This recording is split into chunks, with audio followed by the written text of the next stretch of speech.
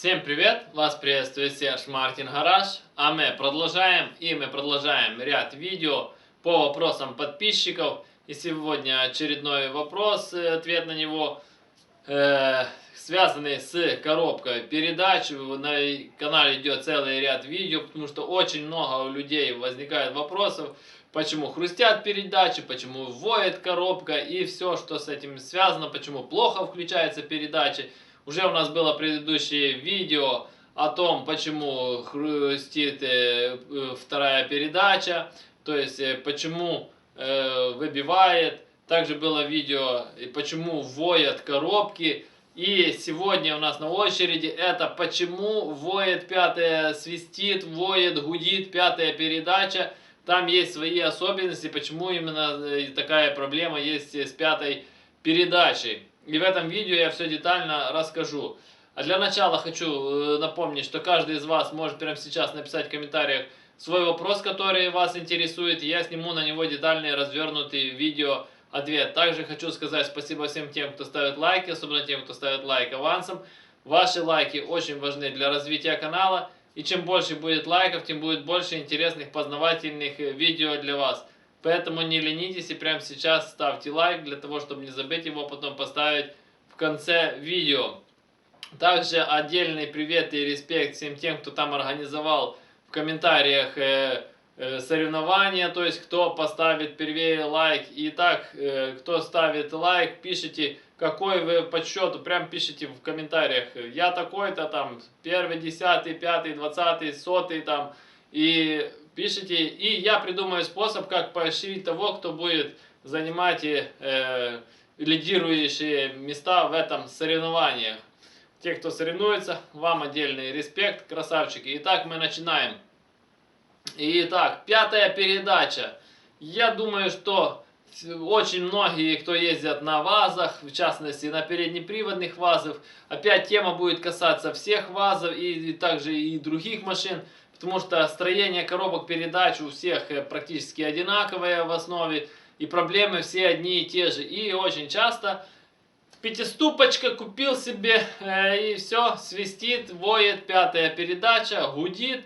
А пятая передача у нас для чего? Для трассы. Едешь по трассе, вой, гул, свист в машине. Короче, невозможно ехать, некомфортно, неприятно. И как с этим бороться и в чем...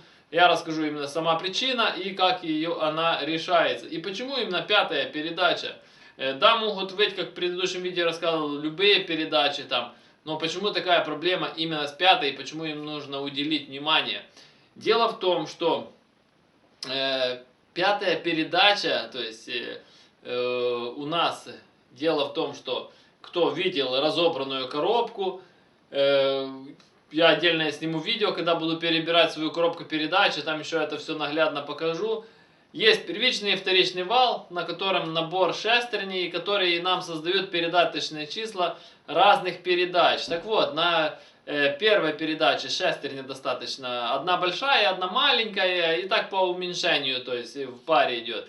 И дело в том, что у пятой передачи получается так, что у нее две относительно маленькие шестерни. И, соответственно, когда коробку вы заливаете уровень по маслу, из-за того, что у нее две маленькие передачи, шестерни, она ни одной нормально не может догребать до масла, потому что коробка смазывается как раз за счет того, что шестерни передачи крутятся и разбрасывают масло по коробке и сами себя, грубо говоря, смазывают. И дело в том, что пятая передача, она, соответственно, у нее эта проблема и есть.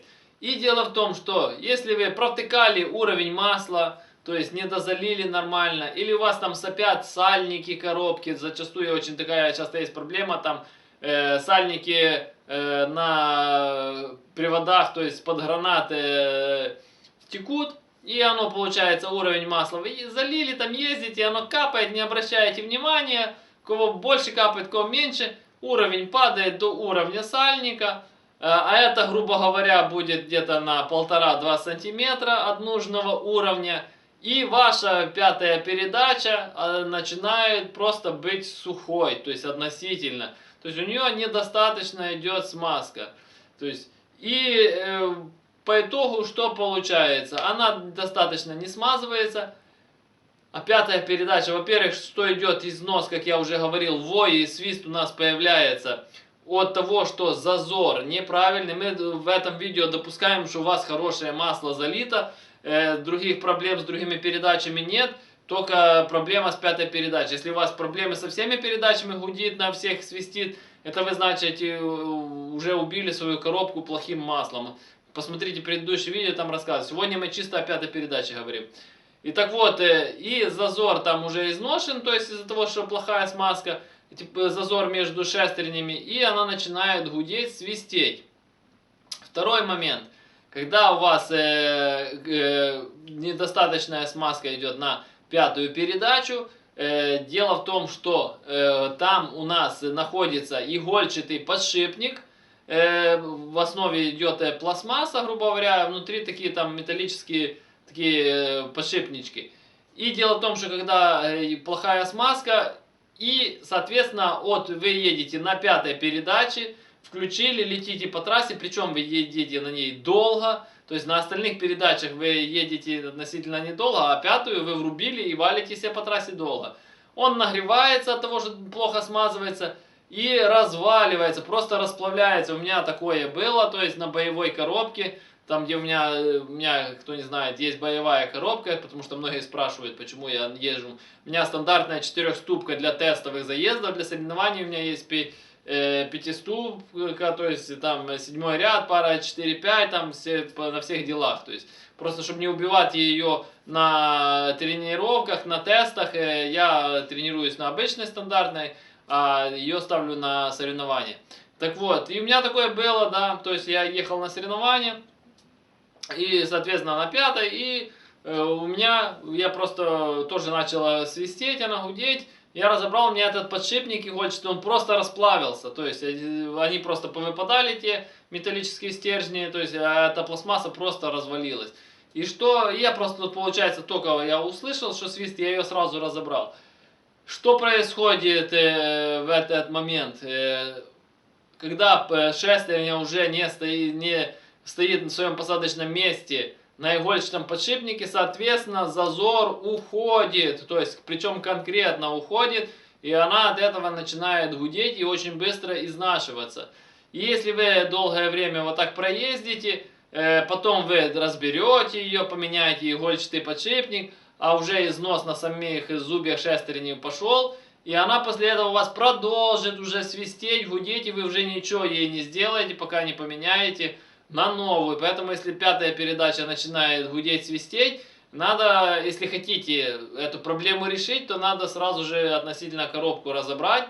Это все дело, то есть просмотреть, если у вас там, допустим, игольчатый подшипник целый, а все равно надо свистеть, то по-нормальному нужно поменять пару вот этих шестеренок пятой передачи, при этом поставить новый игольчатый подшипник, залить правильный уровень масла, то есть поменять там сальники, если они текли, чтобы эта проблема не повторилась. Также еще почему пятая передача страдает. Если вы обратили внимание, то есть зачастую пятая передача там в маленьком отдельном поддончике находится. Вот, допустим, кто видел 4-ступку и 5-ступку, да, как, 5-ступка, допустим, появилась из 4-ступки, добавили корпус, добавили туда 2 шестереночки, и вот у вас получилась пятая передача. И дело в том, что основная масса шестеренок с 1 по 4 передачу находится в общем корпусе, где, как ни крутите, идет смазка хорошо, потому что корпус большой, разбрасывается масло по нему хорошо, основной, то есть, так сказать, поддон, ну, картер, грубо говоря, коробки находится здесь, а там получается относительно такой отдаленный маленький поддончик. Плюс еще учитывайте то, что когда вы едете на перекос, тоже почему это все, эти все моменты, почему страдает именно пятая передача на таких. Где-то вы едете на перекос, соответственно, масло оттекает, она в сухую вращается, то есть если на эту, допустим, сторону. С остальными передачами такой проблемы нет. Так же самое, когда вы там едете на подъем, на спуск, так же само масло может оттекать, и с этим связаны вот эти все проблемы.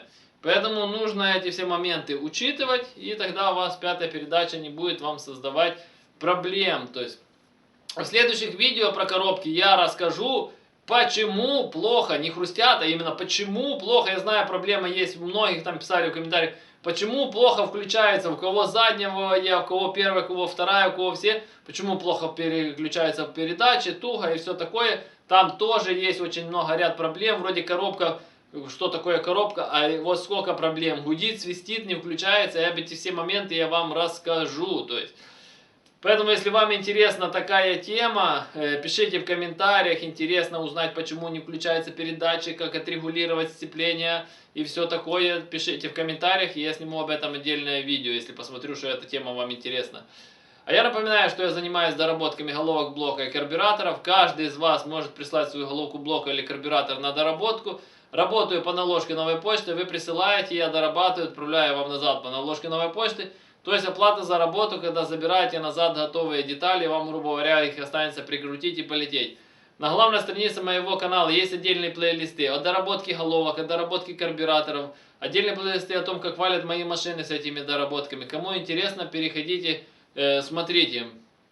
Кто хочет заказать доработку, под каждым видео в описании есть мой номер телефона. Звоните, я всегда на связи, напрямую заказывайте. Номер телефона непосредственно для заказа доработок. Все вопросы, комментарии, консультации пишем внизу под видео. Все их читаю, по возможности стараюсь на них отвечать. А кому понравилось данное видео, ставим лайки, подписываемся на канал, кто еще не подписался. Жмите на колокольчик, чтобы получать уведомления о новых видео. Делитесь данным видео со своими друзьями, делитесь данным видео в своих соцсетях. Репостите данное видео. Всем спасибо за внимание, всем до свидания.